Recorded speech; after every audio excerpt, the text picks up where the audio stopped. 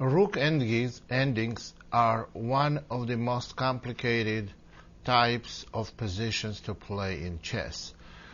Well, of course, it goes with several pawns on each side, but before we get in there, we have to know some positions with a rook and one pawn versus bare rook.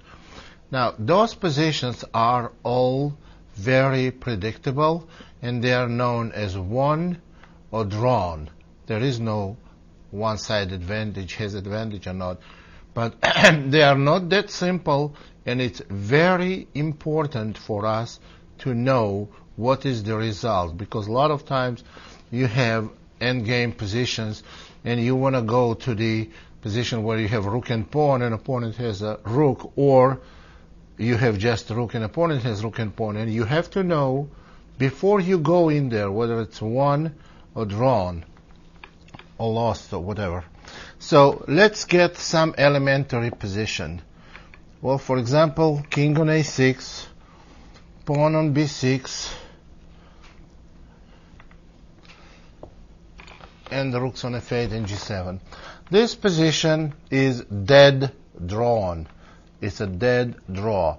And the reason why, because white absolutely cannot make any progress. Black goes back and forth with the rook, and check, white goes to a8, and so on. White can never make a progress. So that's why it's a draw. So almost all positions with a rook and knight pawns are drawn. Well, with a pawn on 6th rank. It goes also for the rook pawn, which is drawn even easier. However, if we move and get white a bishop pawn on c6, this is the position. This position is winning for white no matter whose move is it. Actually, it's not even... you can tell that there is no difference whose move is it, because black's rook cannot lift back rank because of the checkmate threat. So black has to sit and wait. Go, for example, rook h8, and here how white wins. Rook check, king c8, and rook a7. Now they are threatening checkmate, and after king b8, c7 check. King c8 and rook a8 check. You see, this is easily won. The difference between knight pawn and a bishop pawn, because after rook b7, king a8, rook a7, king b8, white does not have a square to the left, okay, because the a file is the corner file. So this is draw. So same goes for a central pawn. It's easily won for white. They just go rook c7 check, rook b7 check, and make a queen. Now, those are very easy and very basic positions of the rook ending. Now, suppose we have position like this, with the white pawn on b5. We know this is the b pawn, knight pawn. It's a draw. All you have to do, go rook f8, king b8, and stay back there, and white will never make a progress. However, if the pawn, there is a bishop pawn, but you are not on a back rank, but you are one step up, now you know that your opponent will try to win. Will go rook h6 and rook b6 and try to kick you back on a back rank. Or even if position is like this, rook on h7, king on b8. Here is the main rule. You should know this rule, and you will never make a mistake. A rule is simple. Do not let your opponent's king go ahead of his pawn, ahead of its pawn. What you have to do, that's the only move that's gonna make a draw, rook f6, and you see that king cannot go forward, and if pawn goes to c6, then you go rook f1 back. And now you see that white's king will not be able to hide from the multiple checks. So this is a draw. So if white gives checks, they can make no progress, like h7 check, king b8. Otherwise, rook b1, rook c1, and black has a perpetual check. White cannot win at all. So this is the basics here. You remember the rule of the sixth rank, or the other way you can remember it by not letting your opponent's king go ahead of its pawn. For example, if black plays anything else, suppose rook f2, then after king b6, black is lost. Rook b2 check, king c6, which is gonna lead us to another important pattern we should learn, important rule called a bridge.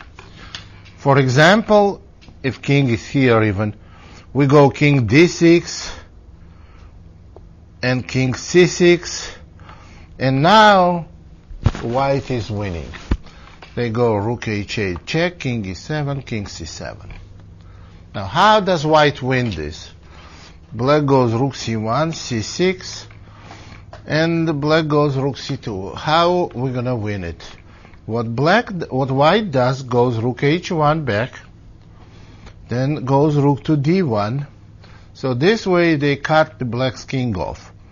After rook c2, they move the pawn as far as they can. Rook b2 check, king c8, rook c2, c7, and rook b2. Now the final stage. White has to win black's rook for a pawn, or in other words, to queen the pawn and force black to take it. How can white do that? White has to give rook e1 check, and after king f7, you see coming out with the king is not going to do any good for white. King c2, king c6, rook c2, and white's king cannot hide anywhere. So the move to play here, winning move, is rook to e4. This is very interesting move. Idea is to come up with a king. For example, if black goes rook b1, now coming out with a king is going to win the game. Rook d7 check, king c6, rook d6 check, king d6. And now you see, if black plays rook d1 check, then after king c5, rook c1 check, rook c4, white simply makes a queen and wins the game. Black has maybe last resource.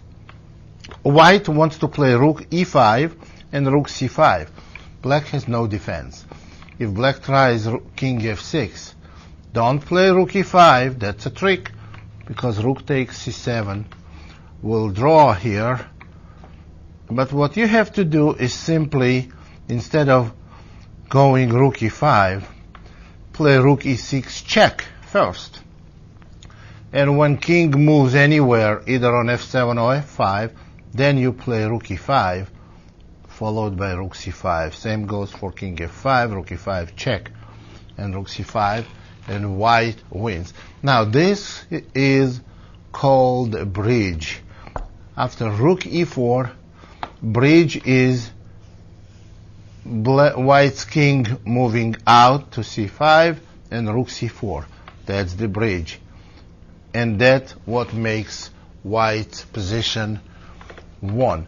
Now those are the very basics of rook and pawn versus king. There are a couple of other positions that is very important to know. For example, here white's pawn on a7, white has one move to queen. However, they cut off on the b file, and black's king is cut off. So can white win here? The answer is no, because white's king is cut off on the E file. Black's king is cut off on the E file. In order for white to win, black's king has to be cut off on the F file. Now white wins. In this position, it's a draw. Oh, let's see why. If white goes rook h2, white has to put the rook on B file in order to come out with a king. Well, they have to go rook h8, king d7, rook h2, king d7, rook h8, king c6, and rook b6. But then black simply goes rook a1, and after rook b2, rook c1. White will never make a progress. Now white has to go rook h2 in order to give check. Black goes rook b1, and we are back to square A. So the different story is king is cut off on f7. Now white wins. Rook h2, king e7, rook h8, king d6 or d7, rook to b8. Now you see, no matter where black's rook moves, if black's rook goes to h1, white simply comes out with a king. And king to d8. No, king to d8 is going to be checkmate. So, well, plays rook c1 check, king to d8, and now rook h1. Now this is winning for white. All they have to do is to give rook b6 check, and on king c5, probably simplest way to win, just go rook a6 and queening next move. Since check, we just go king d7, and after rook h1, rook a8, king c7. This is easy win. King b7, rook a1, and king to b7. Now, what if black's king went to d7 earlier, and now white plays rook b8, and black goes rook a1? How can white win here? They come king b7, rook b1 check, king a6. Now on rook a1 check, king b6, and on rook b1 check, king c5. And you see white queen's next move. And after rook b1 check, king a6, rook a1, there is no defense after king b6. White is going to queen. Black loses rook and the game. So those positions are winning. So remember, king has to be cut off. It's going to be 4 squares between four files, 4 verticals between kings. Then side with an extra pawn wins the game. This is another important pawn versus rook and pawn versus a rook position. So every time you get an endgame where there's a rook and one pawn versus rook, this position is definitely winning for extra for size who has an advantage, or it's definitely drawn. There is no maybes, or one side has advantage, or one side has chances to win. There is no such a thing. It's a definite win or definite draw. There is nothing in between. That regarding pawns, regarding endings where rook and pawn versus pair rook.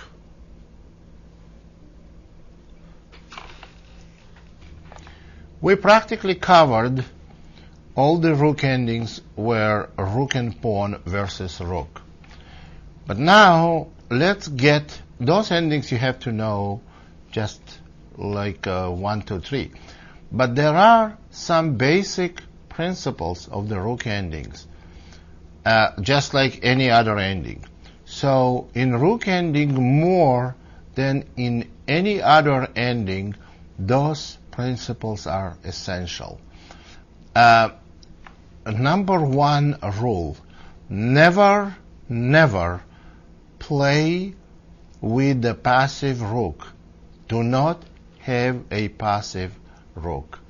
It's a lot better for you to play to be a pawn down than play with a passive rook that has only defensive option and can never move out. This is rule number one. Rule number two, also extremely important, but the rule number two is very basic, with very similar to the any ending, pawn ending or rook ending or queen ending. This is the rule about the active king. Absolutely be active with the king.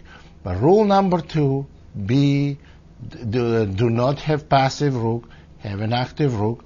And rule number two, activate your king. Here is a good example.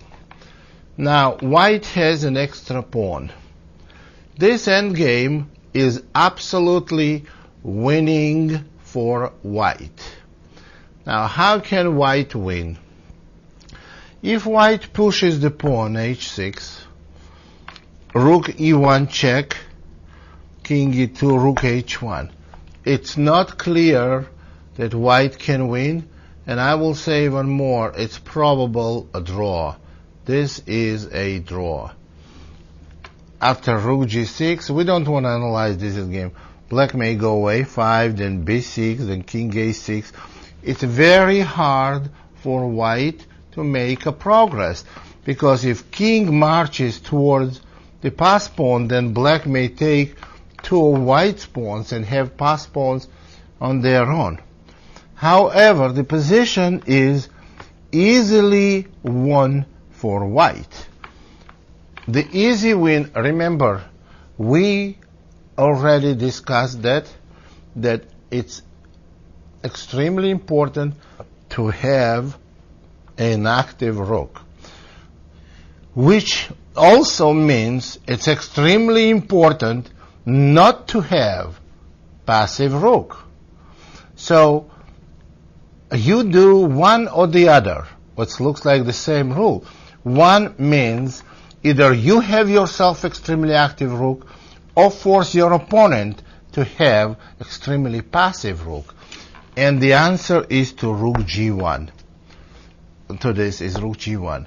Now what white wants to do, to play next move, regardless what black does, is the rook to h1, followed by h6 and h7.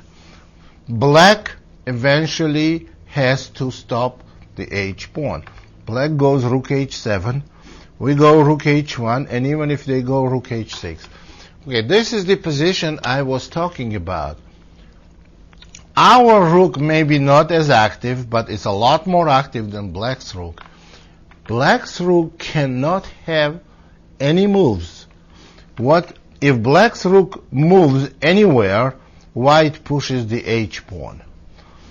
On king b6, king c2, king c5, king d3, king d5. Now, what can white do?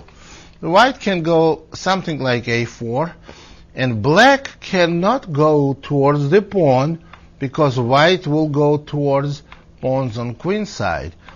And if black goes b6, we go b4. Now, if black goes b5, we take, he takes. And do we have an opposition here? Yes, we do. But guess what? It's opposition only for black. White has many moves. White can go rook h1, rook h2, and win opposition this way. For example, king e5, king e3. Now on king f5, white is going to go king d4, and on king d5, white is going to go rook h4. You see, black has to come back to king e5. Now we have to make another opposition. So we go rook h3, king d5, and rook h2. So we could have gone on king d5 immediately, rook h2. Here is the trick. If black goes king c4, then white goes rook h4 check, and after king c3, king f4.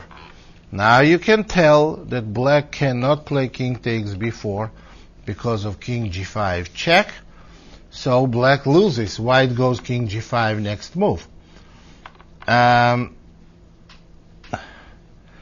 So what we did here, and if black goes rook takes h5, they lose after rook takes h5, king takes b4, king e3, and on king c4, king d2, and you see white's king makes back in front of the b pawn, and white wins very easily.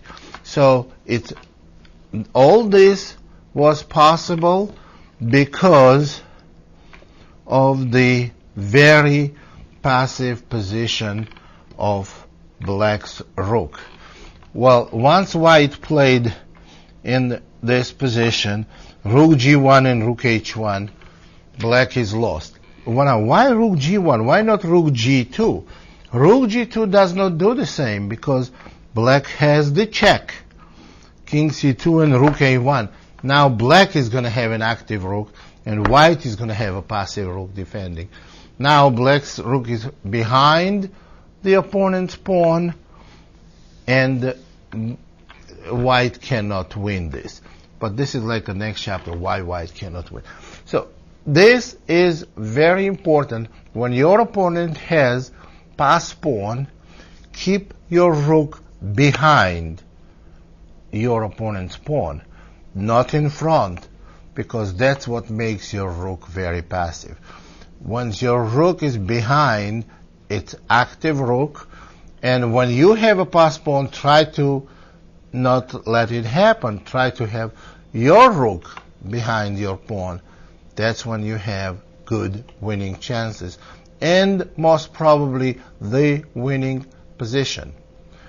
Now we're going to look at different type of rook ending. Rook endings have quite a bit different rules from pawn endings and from majority of other endings. For example, if we say in pawn endings it's good to have pawns on opposite sides of the board, which will give you the outside pass pawn, that's completely different with rook endings. In rook endings, it's very important to have two connected pass pawns. Well, like in this case, in this example, right now on the board, we have either side has two connected pass pawns. And it's a simple logic here.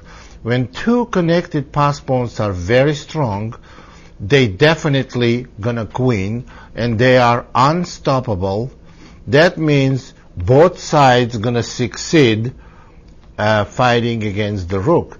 But this position, how can we assess this position? When both sides have two connected pass pawn, I would assess as definitely and easily winning for black.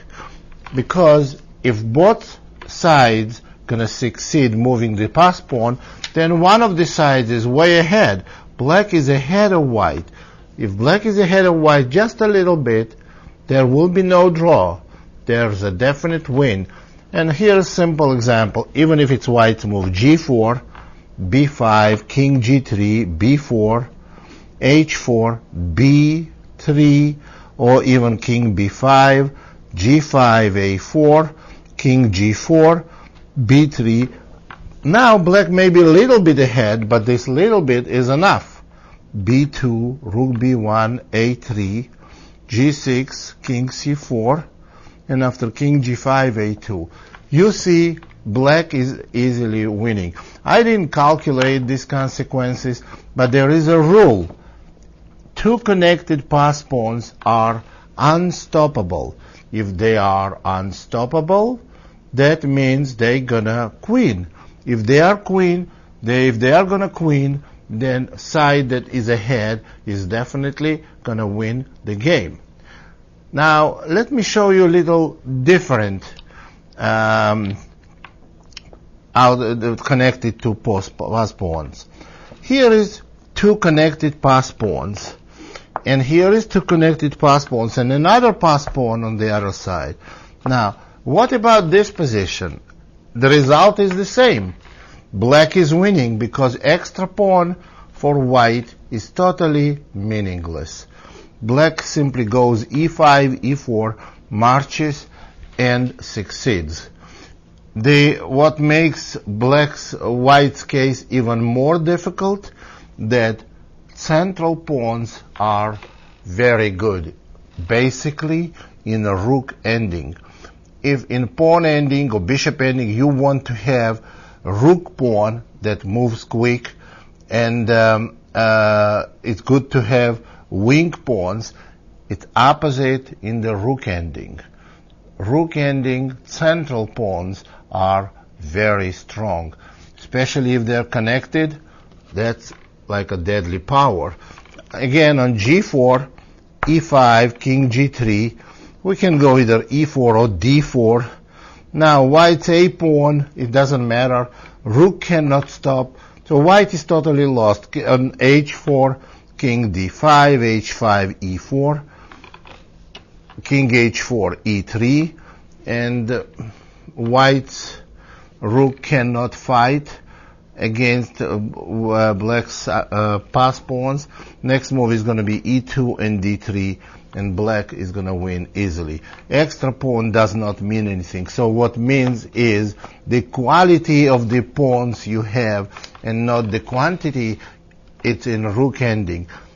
If we take this ending, we just take the rooks away, that you can tell that white is easily winning. King g3, d4, king f2, pawns can be stopped. One king does stop two connected pass pawns, but king and rook will never ever stop two connected pass pawn if they supported by the rook. So that's why it's very important. The central pawns are very important. Well, especially even if the other side has two extra pawns.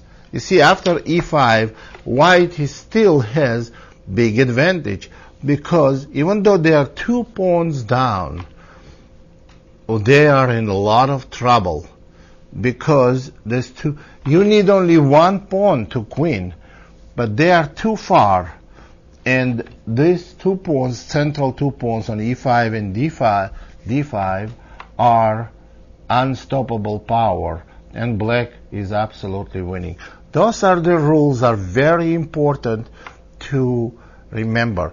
In rook ending, activity of the king, especially if you have two connected pass pawns, central pawns are very good, better than outside pawns. In most of the cases, of course, we can just compose the position where the outside pawn may be better, but it's very rare. As a general rule, central pawn is a very strong pawn, and central connected two pawns, pass pawns, are extremely powerful force. So that's what I wanted to show about the connected power of connected pass pawns. Two connected pass pawns are deadly, especially in rook endings, because there is no possibility of blockade. So that's another important rule for rook endings. But there are some positions that are exceptions from the main rules.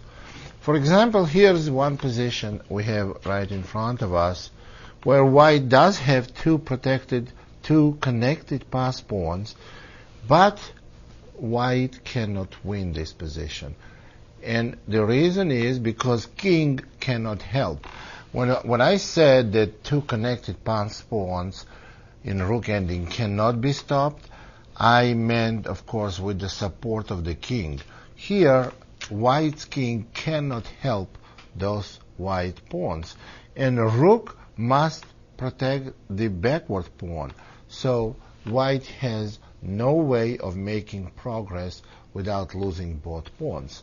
So if white goes back, black goes with a rook on d file, and there is absolutely no way white can do anything in this position. There are some other odd positions in a rook ending. There are some positions where, well, here is one position where where one side has two extra pawns. Here is interesting position. One side has two extra pawns. White goes that way. Goes about a pawn on 7th rank. Can white win this position? No. The reason why not, because black stays with rook on a file, and g pawn is not going anywhere, and white's king cannot help. If white king marches towards the a pawn, as soon as white king protects the b pawn, and then the white is ready to move the rook, black starts checking until king goes away from the pass pawn. Then black goes back rook a1, and you see it's a draw. This is an interesting position. Very, very interesting position. And let me tell you something else. Why it's so important to know endgame's basic principles and main key positions of the endgame. You must know very well, in order to play rook ending well, you must know very well pawn endings, because rook endings have tendency to transferring into pawn endings.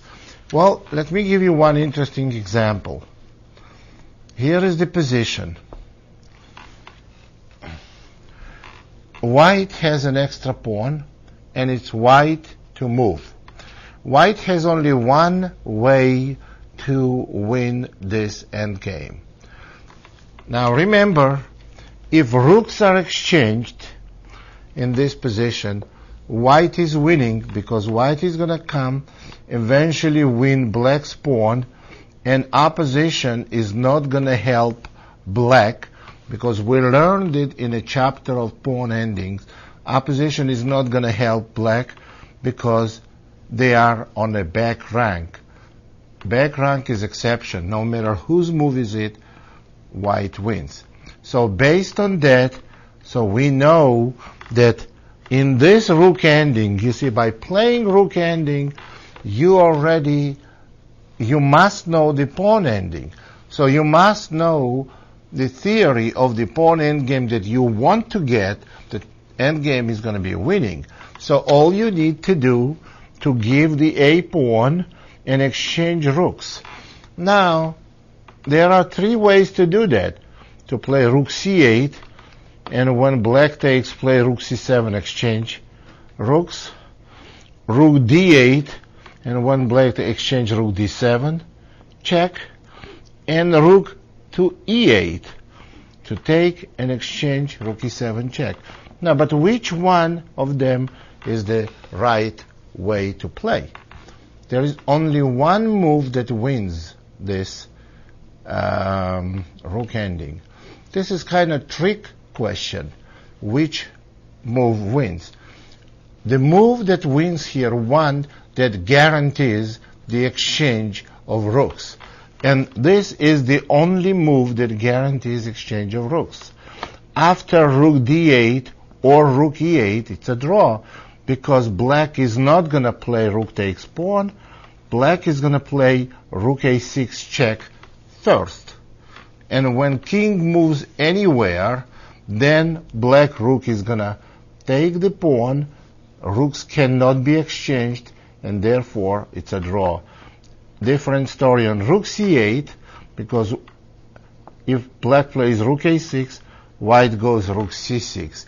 They maintain king position on d6. If black takes, white is going to exchange rooks. And if black goes rook away, then white is going to give one check, then another check, and then make a queen and win the game.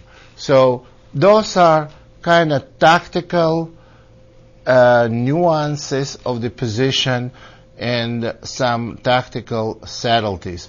There are a few others. Rook ending may be interesting. There are some tactical shots in the end games. You can see them over and over and over. Well, let me show you one tricky position that happened between two strong grandmasters. And here, one of the grandmasters was totally winning. Well, here, the grandmaster was playing with black. Black is coming this way. Played a2 move. And it looks like an easy win, because if white takes, black gives check, then another check on h2, and then takes the rook. But here is what happened. White in this position played rook takes a2, and now it's a draw. On a check, white goes king g2, and then rook h2 check goes king d3 back, and black cannot take the rook because it's a stalemate. Stalemate, and unless black takes this rook, there is no way black can win this position. It's a theoretical draw. So that's what happens. So you have to be very careful. There are some cheap tricks, and there are some interesting tactical shots you have to be aware of, but we cannot cover all of this now in this lecture. So I went through the basic principles and few of the exceptions. So that will conclude our chapter on